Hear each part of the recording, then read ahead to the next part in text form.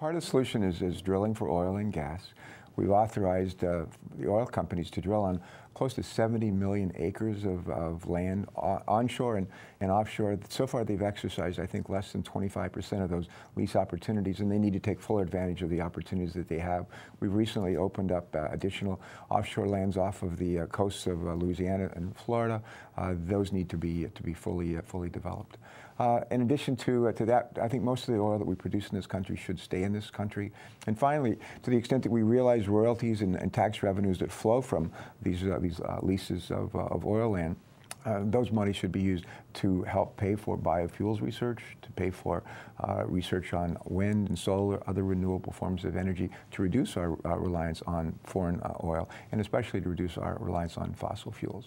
Well, we've actually mandated in the Congress in the last several years that we produce in this country billions of gallons of renewable fuels. I don't think it makes a lot of sense to take kernels of corn, disrupt the food chain, and make food more expensive to make a biofuel when we can use waste product, corn cobs, rather, corn holders, stalks of corn.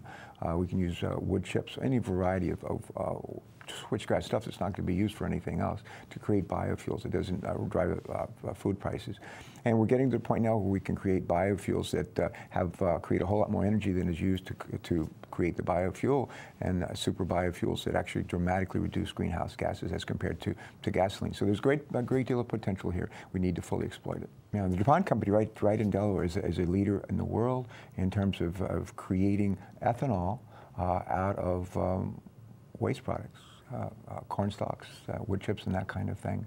They've also partnered with BP to create something called biobutanol, which is a form of fuel that has better energy content, better energy density than does ethanol. It travels in pipelines. Ethanol does not.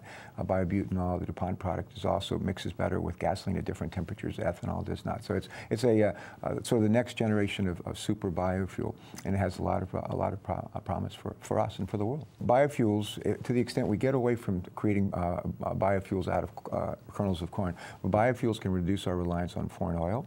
They can help make our air cleaner. They can reduce the threat of greenhouse gases, and they can literally put the money in the pockets of farmers, which is not a bad thing either.